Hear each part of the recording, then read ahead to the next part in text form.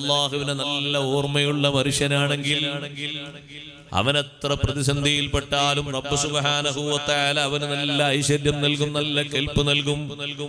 അല്ലാഹുവിനോടുള്ള connection നമ്മൾ വിടരുത്, റബ്ബിനോടുള്ള ബന്ധം നമ്മൾ ഒഴിവാക്കരുത്. എപ്പോഴും നമ്മുടെ ശരീരവും നമ്മുടെ മനസ്സും അല്ലാഹുവിനോട് കടപ്പെട്ടതാണ്. കാരണം ഈ ബോഡി നമുക്ക് എന്ന് പറയുന്നത് ഒരു വാടകയാണ്.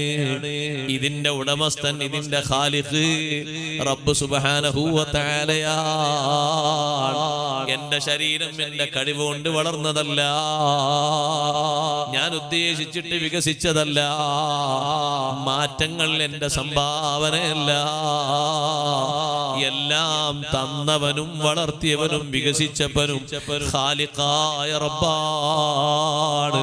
എനിക്ക് ഈ ബോഡിയിൽ കാര്യമായി ഒരവകാശവുമില്ല.